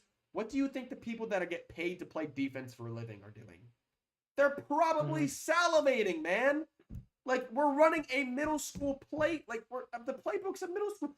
I've only ever seen it's either run to the left, run to the right, and they're both right up the middle, and it's the same scheme every time, Kyle. It's the same shit. You Every forgot about the time. hitches. They love the hitches. Oh my god. Well, dude. That 3rd and 2 play for decide the game. Why the hell would you do a long developing hitch play? Oh my god. You might as well just run it twice. Do the 2 push pushes. Give it to Bigsby twice. I don't think they ran. I don't think they ran a push push in this game. I think they ran maybe QB one. Draw. I think they made. My lord. It's crazy. And like so, I think AJ they Brown ran one and it got a penalty. Yeah, I think it was the one, but AJ Brown had 2 touchdowns in this game, and both of those came over. I only have one. The one. Yeah, he scored twice. But they ruled it incomplete, and then Jalen ended up scoring on a QB draw. I know exactly what you're talking about because I was like following because I wanted AJ Brown. Yeah, you're 100% tripping. Who scored the other touchdown? Jalen. He scored 2. He got one on a touch push, and then he got one. You're right. He got one on that draw right after the AJ Brown, which everyone thought was a score, but it wasn't. Yeah, you're right. But I mean, look, he scored once. He was in a position to score another one. What happened? They utilized the middle of the field. That's what happens when you use the middle of the field. And then, like, it's like they were like actually making Smith and like he was like doing like deep post crossers, which is like, wow, they've never done that before. That was crazy. And then they were like, we're gonna just do hitches for the rest of the game. Now I've got to give the Cowboys their roses because they absolutely dominated the line of scrimmage. I mean, it was a bit closer in the first half. The Eagles were hanging in there, but my God, for quarter 3 onwards, it was all Dallas. They just Did you see going back to the comment that I think Dickerson made about how like the Eagles weren't ready for 5-man fronts? They were doing 5-man fronts the whole time when they played each other week 1. What are you doing? Like, their biggest strength, especially now with the Quentin Williams move, is their interior D-line. They have no edges. They have no edge rush. And like, why wouldn't they do 5-man? Why wouldn't they do 5-man fronts? It's ridiculous. It's like even like you could argue even like the he's not a good play caller. Like obviously like that's 3rd and 2, and he just like he has a bad rhythm for the game. But the whole like they're not even scouting well. Like that's just a terrible excuse. Obviously they're not going to give you scouted looks. Yeah. Like why would they be like, "Oh, we're going to give them exactly what we're doing all these other times." It's just ridiculous, man. I can't stand it. It's so like just infuriating too because you know what this team is capable of. And it's like, "Oh, you're 8-3. Why are you complaining?" The product on the field is not good. We're winning despite all the miscues. And now, to add on top of that, right, you had... now the defense is all banged up. Well, the defense is all banged up. We weren't really generating any edge pressure, right? And, I mean, I want to talk about the miscues, too, because a team that doesn't turn the ball over turned it over twice in this game. You had the Saquon fumble, which I'm not gonna kill Saquon on that. He doesn't really fumble a lot, so it is what it is. But I am first fumble of the season. Yeah, 12 weeks. I am absolutely going to kill Xavier Gibson for fielding a ball at the 2-yard line and then attempting to like advance it. Dude, just let that shit go. Not even it was the 1-yard line. Just let it go into the end. Just let it go into the end zone. Like just so stupid. And then right, so if he didn't break his arm, he probably was going to get cut. Yeah, fair enough. Twice, which he got cut from the Jets for the same reason, being stupid and fumbling. And then like the Cowboys, who are just complete idiots for not taking the field goal and instead try to score a touchdown with a tied game. The defense bails you out, and then you punt again, right? You get to that 3rd and 2 situation where you just fall flat. You run a long ass developing play when you have a play that gets you 1 yard most of the time. You could just run that twice. It's Mhm. just very, and like, just one final thing on this. I feel like the O line is just not that good this year. I feel like they've taken a No, I step think the back. O line's so beat up It's from beat up. last year. How many times they played? I don't. Dickerson's not healthy. Tyler Steen is a good pass blocker. He's not the same as Becton in the run game. Jurgens is banged up. Yeah, Lane obviously didn't play. He's banged up. They're not the same unit. this all goes back though to it makes the defense's job so much easier when you know what the offense is running. And I truly believe that is the main catalyst for what we're seeing here. I mean, think about it. The last team that the Eagles offense dominated offensively was the Giants, who just fired their defensive coordinator. So like that should tell you it's been 4 weeks since that game. That tells you everything you need to know. One of the touchdown drives in this game, the Eagles honestly got bailed out by that roughing the punter Oh penalty, yeah, which I didn't even mention that. The ball was tipped. The ball was tipped absolutely by the defender. That was absolutely the wrong call. This was and they got bailed out. If they don't get that, maybe they only score 14 points. Yeah, right. So they like get blown out in this game. Exactly. I forgot to mention that. Yeah, that was a terrible call too. So like, I just it comes to a grinding halt. I mean, we can't get back-to-back runs. We can't establish the run. And I think it really just comes down to Kevin Patullo's inability to put together a cohesive playbook. And it comes down to execution. And it comes down to, we know what the fuck you're running, and I'm not going to do anything about it because I don't know how to. And I think this also kind of falls on Sirianni too, because I know he's not the play caller anymore. We've been down that road before. We've seen how that doesn't work. But at the end of the day, he's in charge of putting, whoever in charge of the offense.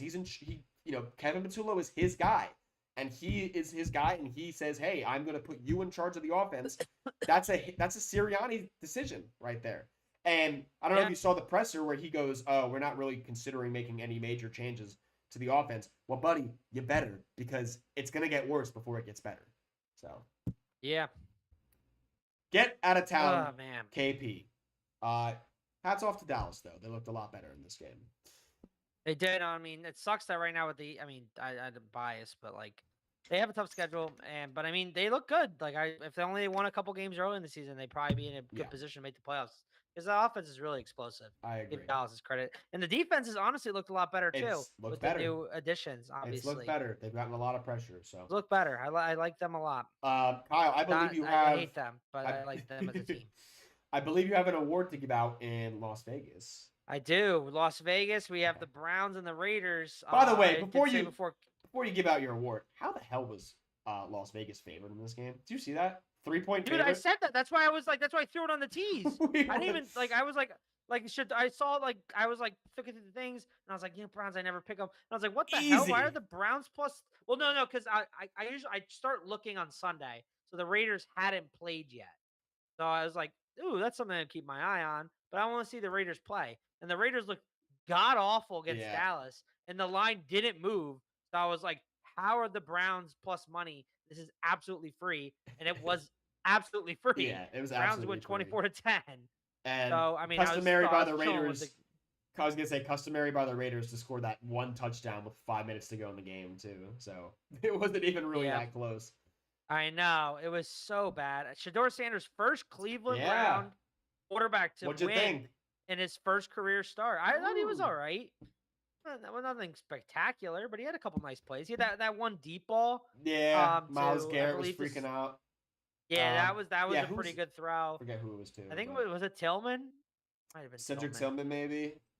Yeah, I think it was Cedric Tillman. I'll get you an answer, but I thought it was funny that like both times when they were in the red zone, because everyone like there's a whole conspiracy that the world is Isaiah Bond. Isaiah Bond. Looking pretty good. It was Isaiah Bond. But I love how like both times we're in the red zone they ran Wildcat because the grand conspiracy to not give him his first touchdown. But he ended up getting it. He ended up having a pretty long like screen pass to Dylan Sampson. Yeah. But look, I mean, Browns were great. I saw some really bad throws, but again, he's a rookie, and it's already kind of on film that he's not the best at making quick and accurate reads. But he's athletic. He's got a strong arm, and I think if you give him some time, he'll be perfectly serviceable. I'll tell you what, though. I've already seen more out of Shedeur than I have out of Gabriel. So that's Gabriel, yeah. I was that's at least a good sign there. I thought he was better than that. Yeah. As I said, Aaron Rodgers flipped off the stand. Geno Smith also flipped off the people in the stand. The cameraman. Gino. Gino. He's too busy wearing a Gino. trash can. Did we talk Yeah, about but that? I mean, if he sucks, No, that he wore Gino it. sucks. Did you see him? I think it was before the Cowboys game, but we didn't even mention this. He showed up wearing a trash can that said Gino sucks on it. Yo, because he does suck. He's going crazy. He's going back to Jets, Gino. Dude, he's bad. Flipping off the fan. He's not good, man. He's not good. But anyway, no, the Raiders did not play well. I think Browns got 10 sacks. Myles Garrett, Defensive Player of the Year. Yeah, I think he's going to break locked. the sack record. He's at 18 sacks. I think he's. I don't want to say he's got the award locked up, but I think it's pretty. I think he's going to break the record. Yeah, especially if he breaks the sack record, which I think is 20. Yeah, which I think 5. Might be 26. It's Strahan, right? 6, 7. But it's close. He's pretty close to it. What you cut out there? What'd you say? But I say he's pretty close to it. What is the number? He's pretty. I don't know the number. Oh, okay. I'll look. Numbers, Mason. What's the numbers? Well, the numbers, Mason. Most sacks in a season. It is Strahan, and it is. It's Strahan and TJ Watt, 22 and a half. Oh, he's totally he's gonna so get gonna it. break that. Yeah. Oh, he's totally gonna get it. All right. He's at 18. He's at 18 through 12 weeks. What? He's got. Yeah. Oh, he's totally gonna get it. Bro, I feel bad for him. He literally came back to Cleveland because he said, either give me a fat bag or I'm leaving because you guys stink, and they gave him a fat bag, and now he's there forever. But he's gonna get the sack record, so that's pretty cool. Yeah, that's pretty cool. Good for him. But yeah, Raiders. I don't really want to talk more about this game. Raiders suck. No, you have to give out your award. Oh, the award! Oh my God, I forgot about the award. The most important award of all sports. The Tua turned the ball over. Turnover of the week goes to Jerry Jeudy, because during this game he's running for the ball. He's like, la la la la, I have the ball, and he stops running, does like a little hop, and then the Raiders are like, "What are you doing?" And they just smack it out of his hands. He's like, "Oh no!" Bro. Oh no, the ball! Oh no! And he like scared. Yeah, that was so bad. Oh my! Yeah, he was like running, slowed down, sees the defender, is like, huh? And then he gets the ball tapped out. He caught the ball and just completely forgot that there are other people behind him. Yeah, he's just like, nah, and he sees somebody, he's like, oh, and then somebody behind him just goes, patah. Poor Jerry. That was terrible. Poor Jerry. That was hysterical. I think I was watching with my buddies. They were like, "Oh, that's the Tua turned the ball over." And then you texted me immediately after too, and I was like, "Yep, that's the play." I love texting you like right in the moment, and I'll be like, "We got a candidate, Kyle. We've got a candidate. We got the candidate. We got the candidate." Yeah. All right. Wrap up with a 4 o'clock window. I think Falcons. Well, the rest Saints, of these games, low-key, kind of suck. Falcons Saints, low-key irrelevant. Falcons ended up winning this game. I thought the Saints were going to win. They were my pick. I did pick. At home. So this is Falcons one of the 2 losses I had. Yeah, this is one of the 2 I had. You also picked the Saints? I just picked the Saints. I should have picked Atlanta, but I picked the Saints out of spite because I'm still upset about. Yeah, Atlanta. I'm still upset with Atlanta for getting blown out against the freaking Dolphins and sinking the Tease that 1 week. So this is more of a vendetta pick for me. But yeah, I mean, the Saints really just couldn't score in the red zone. I think they got stopped a couple times. Yeah. They fumbled, missed a field goal. Three points. Missed another field goal. They had 3 points on 2 trips inside the 1 yard line. The Saints did. So there you go. Yeah. So it's just you can't do that. They stink. And expect to win. They stink. They stink. They're like same as like this is like they're paying back for all the Drew Brees years. Correct. They kept kicking the can down the road, and that's just kind of what this year is. I mean, Correct. Tyler Show, I think did meh. He didn't have any touchdowns. Yeah. Tyler Shaw. He got an interception. Taysom Hill had 2 incompletions. I thought they were Tyler Show both times. # start Taysom Hill. Taysom Hill, my boy. But yeah, Kirk Cousins had 2 touchdowns. He didn't really do anything fantastic. Bijan and Algier, they ran the ball. Both these teams aren't making the playoffs. Yeah. Falcons don't even have their first round pick. And I guess Sunday night, we'll just go there. What a transition. Another game, 34-7. I think I finally need to retire the Rams are bad take. I don't know why. Yeah. I'm so stubborn with some of my takes. It's a bad like one, I think Kyle. it wasn't until I think last season that I was like, maybe Lamar's actually a really good quarterback. And now he's bad again, so I was always right. Yeah, maybe you're vindicated in that. But So is that going to say Stafford's just going to be terrible next year? Is that the implication here? I mean, Stafford might retire after this year. Yeah, The he whole might. thing is the whole thing. Like it was Sean McVay trolling us because in the whole preseason, everyone's like Matthew Stafford's back is so messed up. He might not ever play again. He's like laying on a makeshift voodoo table to Yeah. cure his back every hour of practice, and now he's like, I'm the MVP. You all suck. Devontae Adams 1-yard touchdowns galore. Yeah, correct. I mean, Sean McVay's low-key changed his whole offense because of Devontae Adams. Basically, they just run in 3 tight end sets at the goal line, and Dude, he just throws it to Adams because Adams will win it every single time. I'm not gonna lie, I love watching this Rams team play offense. No, that's so exciting to watch. It. They are just it's not even just big play after big play. It's literally just we are better than you. Here's what we're gonna do. You can't stop us. And I love it. I love it. Yeah, I mean they look unstoppable. They're so in rhythm. It was a nightmare start for Tampa. They went down 21-0 pretty much immediately. They had the Cade Otton fumble that I mean, look, it's credited as an interception for Baker. It really shouldn't. I think this is I know it's a mute point just because it's all up to it's like a judgment call at this point, but it was basically a bot. Like Baker threw it right to Cade Otton, and he bobbled it like 7 times, and then the defender ripped it out of Cade Otton's hands. I think receivers should be credited with that turnover. Me personally.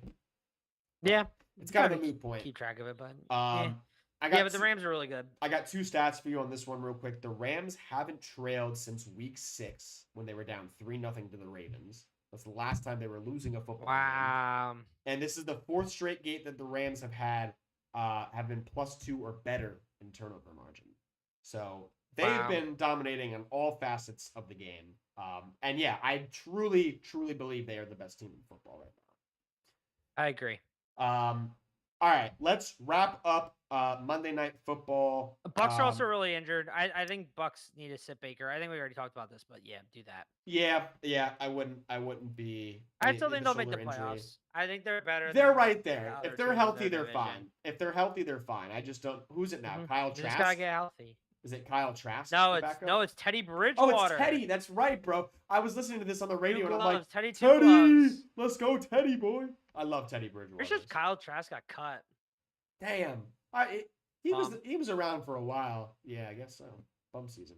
Yeah. All right. Monday Night Football, 49ers, Panthers. Another snooze fest. This is the other one. Oh my god, dude. This one had everything it needed to be a great football game, and it just wasn't, right? So you had the methodical opening drive by the 49ers, 15-play, 9-minute touchdown drive, and then it was just an interception fest afterwards. You had Brock Purdy. It was like, you want ball? Do you want ball? Oh, you don't want the ball? Want ball? Oh, do you want points? Oh, no, you sure don't want the ball? Yeah, and then, do you want points? No, you don't want points? Okay, fine. Yeah, Brock Purdy had 3 first-half interceptions.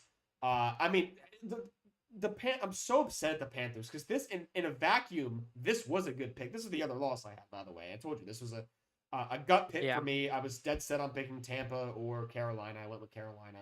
But the Panthers had forced 3 first-half turnovers and were somehow losing 7-3, like late in the It was the first time that a quarterback was leading after throwing 3 interceptions since I think Lamar did it against the Browns in 21. I mean, those great offensive sequences I was talking about last week seem very distant. I mean, I just don't understand why the Panthers aren't a run-first team, right? The whole point was to make this easy for Bryce Young, and then that's the recipe for success, right? Like the decision. Well, yeah, that was the whole recipe last year with the Bryce Young resurgence because it was Chuba Hubbard. Yes, and they have a great one too, bro. Like they should. I don't understand. They get basically to the. Oh, we lost you, Kyle. I don't know what happened. What happened? On the stream, I can hear you. Please wait with us as we refresh. Kyle's difficulties. Oh, there he is. All right, you're back. Good to be Yay. Okay. What was I saying? The decision not to give it to Rico Dowdle or even Chuba Hubbard then at the literal 1-yard line, they drop back to throw and Bryce Young throws a interception at the 1-yard line. Like, dude, run the football. The guy's literally averaging 5 yards per carry, Rico Dowdle. What are we doing? That should always be a touchdown, right? And then you had another interception by Bryce Young late in the 4th quarter, right? Like, really that whole drive, he looked terrible. He missed a throw to Jalen Coker, and then the interception, he just never saw Jair Brown over the middle, just completely failed to read the safety. I just they're not making it easy for Bryce Young. And I know like, oh, he's short. Oh, he's got a noodle arm. He's got this and that. He really did have a noodle arm though. I got to be honest. He really did have a noodle arm. Yeah. And it didn't help that, J.C. Horn got hurt. Chandler Zavala, their starting left guard, got hurt. Corey Thornton got hurt. I know Carolina had some players step up on defense. They had Shaw Smith-Wade and Bam Martin-Scott, but unfortunately, the offense did not capitalize on the opportunities that the Carolina defense gave them. And that ultimately comes down to execution and coaching. So, I mean, Dave Canales, I think this is a good learning experience. Like I said, I don't believe Carolina is that they're in position to be in an exclusive team right now. I don't think they're at that level yet, but hopefully this is a good learning experience because this was a very, very winnable game for Carolina. And then just for while I'm on it, the 49ers, right? Like Brock Purdy, what are we doing, man? It's kind of a sus performance by Brock Purdy. Yeah, a little bit sus. A little but sus. They won. But Christian McCaffrey really good. Yeah, they got Christian McCaffrey's Fun fact: literally who do you, Matt? Quick question. Quick question. Okay. Who leads the NFL in receptions? If you tell me it's Christian McCaffrey, I might shoot you. Is it Christian McCaffrey? It is Christian What McCaffrey. Leads the NFL in receptions?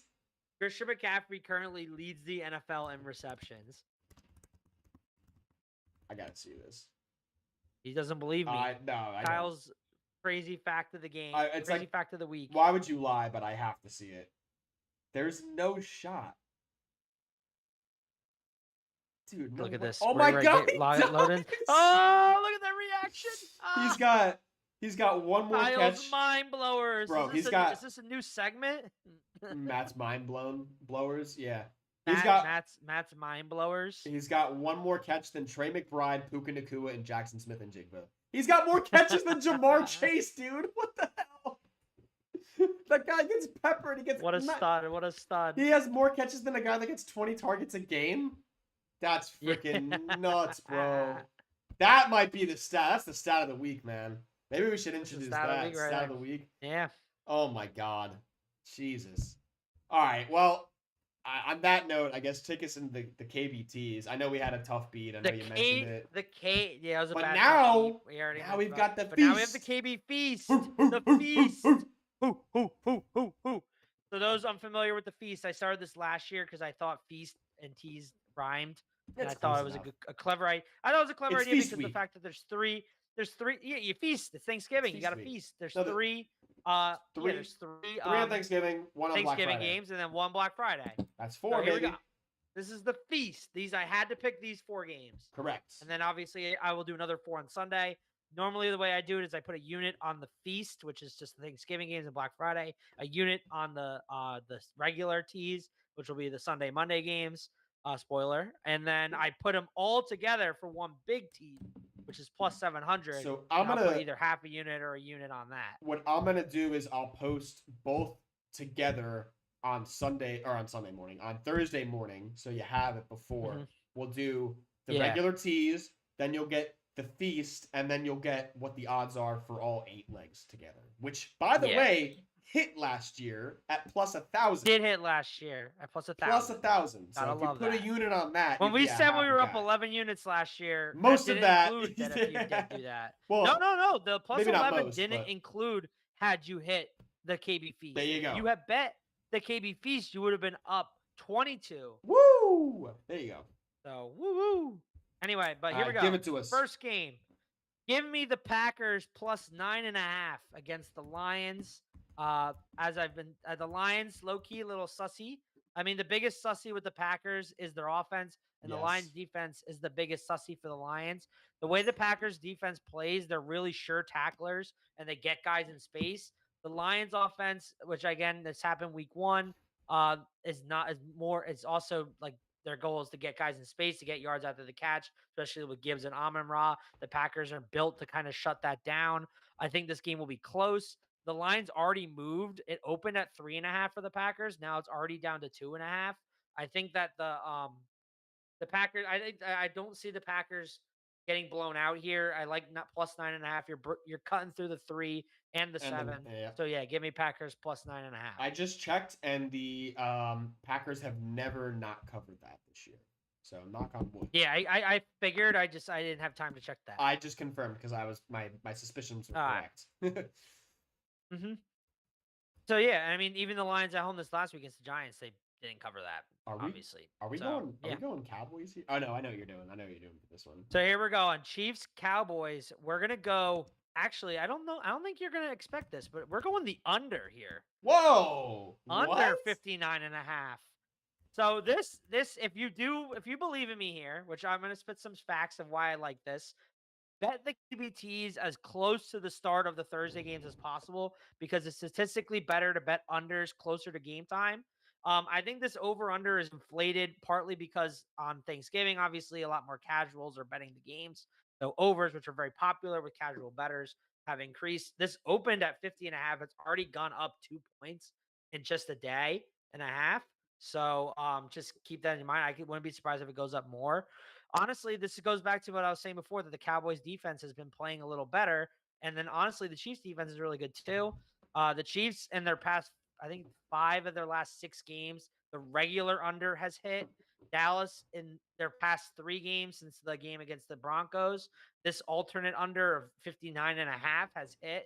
I think that the over-under is inflated definitely because of like the public, as I said earlier. Mm-hmm. And I think that like Cowboys defense been playing better, Chiefs play defense have been playing better. I think this is a game that both teams like really want to win. So I don't really see it being high scoring. I think both teams are going to want to try to control the ball and get the win as fast as possible. It's relieve the running clock.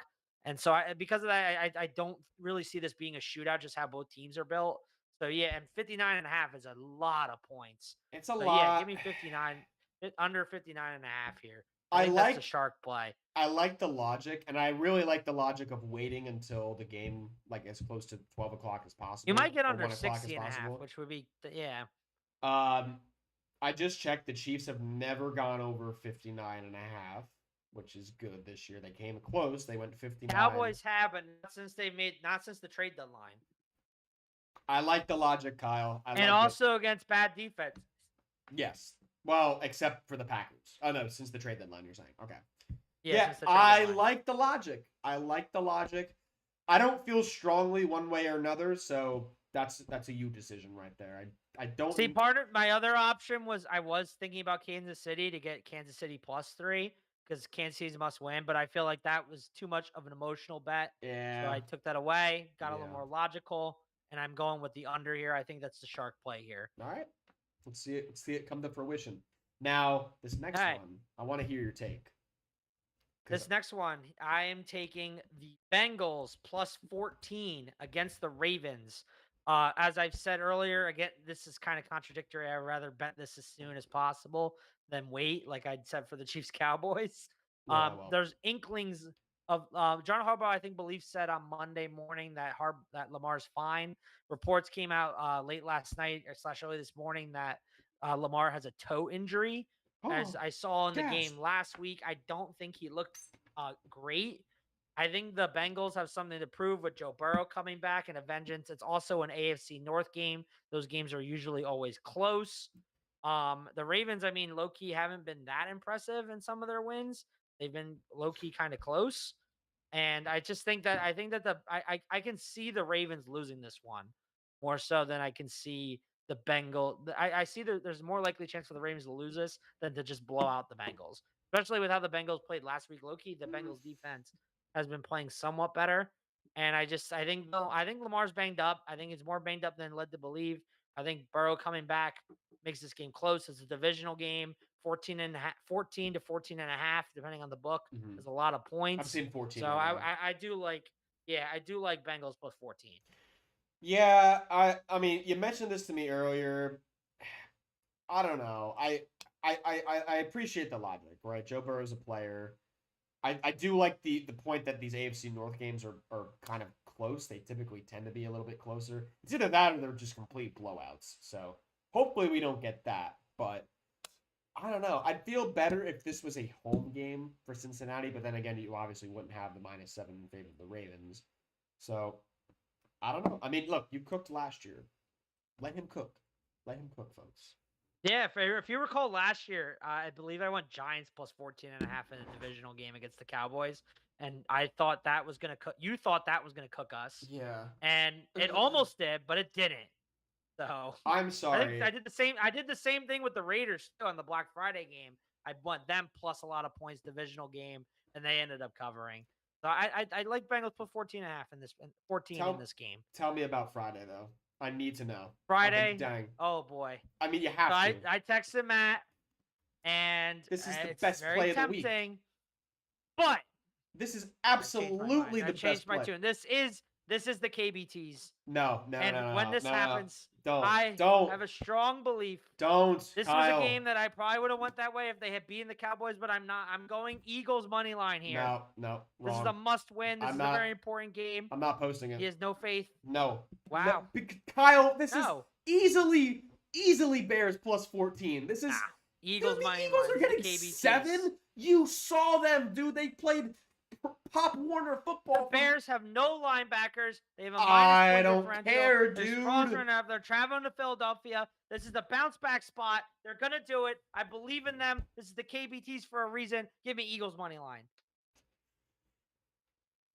I'm just gonna put it on record. The Bears plus 7 is the best play this week. It's the best play. It's not even. And also, it's the public's all over it, Matt. This year, the public is only 33% right when over 60% of the bets are on a side. Right now, keep me honest. 62% of the bets are on the Bears plus 7. Right now, that's a 33% hit rate when the public's been horrible this year. I think that's what I'm going with. I think I'm against the public here, and I think the Eagles win this because I believe in them, and this is their bounce back spot. And this is the biggest game of the year for them, honestly. If the Eagles win this game, they have the tiebreaker against everybody in the NFC North. They have They're a game behind Los Angeles right now, by the way. Yeah, they're a game behind the Los Angeles, but they have the tiebreaker to Los Angeles. Their schedule after this is low-key pretty easy. They'll have the tiebreaker basically on everybody at this point if they beat the Bears. This is an emotional so they're pick, Kyle. almost guaranteed the 1 and the 2 seed. I don't care. The logic is here. Fuck the public sucks. The Eagles are going to win this. If I'm wrong, you can shred me next week. I will let you shred me. But I don't think I'm going to be wrong about this. And I really think we'll see. I really think this should be Chicago plus 14. So also, I don't trust Caleb. I'll put that on record. I might put a footnote. I don't like to mess with your thing. This is your thing, the KBTs. I put together the graphic. That's it. I might put a footnote in here that says Matt thinks this is going to be Chicago plus 14, and you should bet who you think is the more appropriate one. I am going to pick Philadelphia. I'm letting you know. It could be both. I'm not there yet. Could be both. I'm not. It could be both. And if it's both, then we both win. But I'm not there yet with picking against the Eagles every single week, like if it's like 2023 all over again. But we're approaching that. Just so you know, we're approaching that territory. If this persists for another couple of weeks, we're approaching that territory. All right, that's the feast. Thursday through Friday. We've got 4 more now for Sunday and Monday, potentially. Oh, there's no. All right, here we go. Sunday. Here we go. Woo! First game. I like the Titans plus 13.5. Love it. Against the Jaguars at home. About Titans damn time. Had some fight against the who do they play? Seattle. Jags low-key been kind of sloppy with Trevor Lawrence. It's a divisional game. Like divisional games this close late in the year. This actually Titans are at home. Bet. Teams usually, honestly, after like on a big losing streak like the Titans are due to cover spreads because the public's usually always against them, which I think the public's all over Jacksonville. I think I'm picking them too. I think I'm picking them to cover the regular spread. But I like Titans in a divisional game over 10 points, 13.5. Jacksonville has been kind of sloppy. Yep, I think Titans might end up even winning this game. Kind of sloppy. Even though I'm a big Jags guy too, and I'm still doing this. Yeah, I know the Jags are they're like your AFC child, but I think your head's in the right spot here. I've been waiting for you to include Tennessee, by the way, because they've looked really. I know. I've been like they've been on the KBT in consideration for a while. Yeah. Okay. Yeah. If we can get Tennessee, we can get a win. That'd be big for the program. Yeah. Next game, another AFC South matchup. Give me the Texans plus 14, plus 11.5 against the Colts. Love it. Texans defense, very nasty. Colts offense, low-key been sputtering. I Love think it. that it's another divisional game. Texans coming off a longer rest than the Colts. Colts just had a huge game traveling to Kansas City. I know they're home now, but I don't mean Texans. It's in a dome. It's not like weather's really a factor. I think that the Texans defense is legit. They're really hot right now. I don't see the Colts blowing this team out. No. They haven't played. I mean, yeah, they haven't really played them yet. So yeah, I give me the Texans plus 11.5. Love it. Like that a lot. I think you nailed Sunday so far. All right, Nailed next it. game for Sunday. This one I guess is you could argue my least confident one. I was torn between two things. I went with this. A KBT's staple.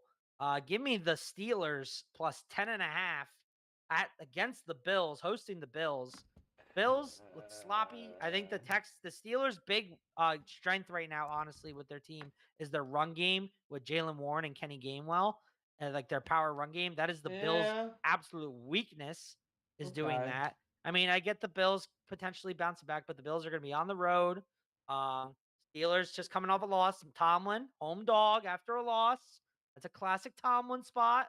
I still think the Bills win, but the Bills are not this juggernaut team that everybody thinks they are. And I think that the Steelers are going to cover here 10.5.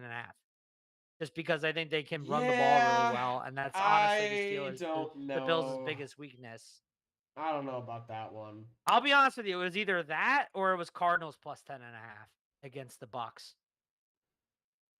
That's probably better because the Cardinals have been playing everybody so close, I feel like.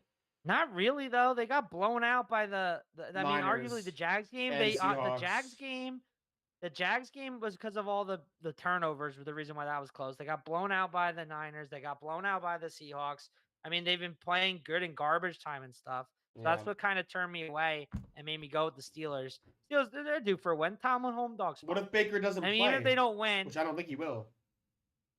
Baker doesn't play. It's too early to tell. That's the problem. But even if he doesn't, I don't trust the Cardinals enough. All right. I trust the Steelers more, and Tomlin as a home dog, I trust him more. All right. Last leg. Aaron Rodgers is potentially back. Last leg, I kind of alluded to it already. Give me the Giants plus 14.5 against the Patriots. The Patriots, again, easy schedule. Giants have low-key been playing everybody pretty hard. And, I mean, the Patriots haven't really been blowing teams out. Like this game against the Bengals, as we showed with Ben, they won mainly on persistence. They only won by 6. The game before that, I believe they only won by a touchdown. So 14.5 is a lot of points. Giants team just got a new defensive coordinator. I like how they've been playing so far. Jackson Dart could be back in this game, and he's been playing really well. Even if it's not Jackson Dart, Jameis Winston has been playing really well. So I see that. I can see the Giants winning this straight up, and especially with how their defensive line is set up. But I think plus 14 is a lot of points. Okay. All right. Give us the rundown, Kyle. I know it was a lot. So rundown all 8. We're going to go Packers plus 9.5. Chiefs, Cowboys under 59.5. Bengals plus 14. Eagles money line. Titans plus 13.5. Texans plus 11.5. Steelers plus 10.5. And the Giants plus 14.5. The Giants. I got to put my faith in the Giants and the Steelers. That's gross. And the Eagles offense. Giants low-key been covering 14.5 majority of their games. I think the last time was against the Eagles. Yeah. Well, the Eagles, you're just betting on the whole team, and the defense is really good. Yeah, it's true. That's true. All right. We'll give you the rundown in Week 13. Like we said, Thanksgiving is this Thursday. Happy Thanksgiving, everybody, by the way. Happy 3 games. 1 o'clock, we got the Packers at the Lions. I'm probably leaning Detroit in this one. I've seen a little bit more. They're at home. I do think it'll be close, so I think Kyle's got that one good. Chiefs at Cowboys. I don't really know what to expect in this game. I could see this going a number of different ways. So if you feel like you have a good read on it, then sure, I think it'll be a little bit less scoring. 52.5 as just a normal over is a lot. For a Chiefs game anyway, I feel like that's a lot. So, and then the nightcap is the Bengals at Ravens. Again, over under 52.5 too. So a lot of points to be scored in that one potentially. If Joe Burrow goes, then yeah, I probably do like the Bengals. I was under the impression that it would not be Joe Burrow, but you get Jamar Chase back, you potentially get Joe Burrow back, so we'll see. T. Higgins is out though, which is one thing that's not. T. Higgins is out, yeah. He already got ruled out, yeah. He was ruled out, so. And then Black Friday, Bears at Eagles at Lincoln Financial. I mean, Eagles getting 7 points. This is just, I don't know how. I don't know how they're getting 7 points with this offense looking the way it's looked. Vegas knows, Matt. That's why I'm I liking hope it. they I'm know. liking it. I The hope they know public's all something. over the Bears. Even as a neutral observer, non-Eagles fan, I would eat the Bears alive. So the Vegas knows something. I hope they know Because I personally something. would not have put this at 7, and that's why Vegas knows, and I also go Birds. And also go Birds. Vegas knows something. And then this on Sunday, right? I honestly think I'm gonna pick Tennessee. I think this is gonna be their second win of the season. I mean, 1-10. This has upset written all over it. At 6.5, you have a 7.7-4 team versus 1-10 team. I know it's a divisional game, but like this should have Jaguars. Thanksgiving slate's real. The Thanksgiving Black Friday slate's really good. The rest low key. The rest is okay. Sucks. Yeah, The rest I mean, is pretty garbage. I think Jags Texans is going to be a good game that doesn't exactly entice you. You got Rams at Panthers again, kind of meh. Texans at Colts. That's probably one of the better games, if not the best game on the slate on Sunday, in my opinion. You got Vikings at Seahawks. I think that probably is low key the best game on the slate. I think the only other one maybe is what? Maybe Bills and Steelers. Yeah, just because the Steelers really need a win. The Sunday night game is Broncos at Commanders. Again, doesn't really entice me. I'm probably going with Denver in that one. I mean, coming off the bye, right? Washington, you might see a little bit something. Maybe this is when you finally see Denver start to slip up a little bit. They've been getting away with a lot with that offense. So, and then Monday night, you got the Giants and Patriots going in Foxborough. Again, the pick is Giants plus 14.5. I don't know. I mean, to your point, right? The Patriots don't really blow. I don't want to say good teams because the Giants are not a good football team, but like they have been playing teams close. I mean, they just went toe to toe with the Lions, right? And that's despite Shane Bowen being employed. So like that says something. So yeah, I think. Fact, Matt, I will. Go ahead. Wait. No. You keep talking 1 second. I just gotta make sure my fun fact is correct. Yeah, I mean, I don't really see any other games that really entice me. I mean, I'm gonna be out watching football on Sunday. We've got 7 games at 1:00, 3 at the 4:00 window, and then Monday night and Sunday night. So no buys this week though. No buys. So every team, if you are a fan of a football fun fact, team, the Giants have covered 14.5 in every game besides the game against the Eagles and Kelly Green and 2 Russell Wilson started games. Okay, yeah, you can. I think it's more appropriate if you throw out the Russell Wilson started games. I think that's more appropriate. So then it's one game. Then it's just they the one didn't game. Cover. Yeah, but that was when Scadaboo died. Scam Cataboo. That ruined the team. Scam Cataboo. All right. I've got one more thing, Kyle, and this is kind of a duo for us. Favorite Thanksgiving dishes. Favorite Thanksgiving dishes. I don't know if you have a favorite. My favorite is, I mean, I know this is a basic bitch answer, but there's nothing better than the turkey and gravy, man. Good turkey and good gravy. I think that's even a hot take answer, to be honest. That is the best. As long as I feel like most dry, people are not gonna pick that. Now, I'm not picking that. Are you a dark meat or a light meat person? Dark meat. I love dark meat. Dark meat, baby. Dark meat's that's the good answer. Good answer. Yeah. Good answer. If I had to go with something a little bit more personal for me, my grandma makes this sausage stuffing, which is just outstanding. It is phenomenal. I was gonna say my mom makes the sausage stuffing. It's phenomenal. So good. And then canned black olives. No seeds, no nothing. That's a little bit of a. That's a spicy take right there, Matt. That's a spicy take. I'm not really a big cranberry sauce guy. I like corn. I'll put it on my plate. The mash. I mean, if the mash is good, I'll eat. I was gonna say there's one thing you miss, and that's the mashed potatoes. Yeah, that's. I mean, you can miss it. Like I've had bad mashed potatoes, but like good mashed potatoes, yeah, I can eat a whole plate of just good mashed potatoes. I think. Well, hear me out here. I think bad mashed potatoes, like fresh mash, bad mashed potatoes is bad. I think bad mashed potatoes are worse than bad turkey. Would you agree? Because bad mash is just there's no. I think it's harder to get bad turkey. You could cook it to shit. Really dry turkey kind of sucks. Yeah, you gotta. I'd rather have bad mash I'd rather have neither, to be honest. Can I just like Well, vote yeah, for you could neither? exempt yourself from that. I wouldn't. I'm Blame exempting. You. Those are both terrible. I wouldn't want to eat any of those. I wouldn't blame you. So, all right, what is your one more thing heading into December? Do I one more thing heading into December is still part of November. It's an extension of Thanksgiving. It's the Turkey Bowl. Oh, Kyle and I will be playing in Turkey Bowl 20. Is it Turkey Bowl 20 now? Turkey Bowl 20. Turkey Bowl 20. A little disappointed in current attendance numbers, but it'll Yeah, still be a dude. phenomenal game. Really? We have the late Creighton Crocs coming on against the Tomei Trampolines. Trampoliners. So it should be a very exciting game. Dude, I can't wait. But yeah, I'm very excited. We're gonna win for sure. No, I will guarantee this. absolutely not. I will guarantee it. And if we don't, then I'm never gonna hear the end of it because that's gonna be Kyle's I'm gonna one more roast thing. the crap out of this. Kyle's, boy that's gonna be on Kyle's the one more podcast thing next for the week. rest of eternity. So Yeah. All right, well, Due for a win. Yeah, you're a bit overdue for a win. I've won 8 out of 9. Dude, the whole reason why the KBTs has not won every week besides one is because I need all the win energy for Turkey Bowl. Is it because I keep winning Turkey Bowl every year? Could be. Yep, could be. All right, y'all. That'll do it for us.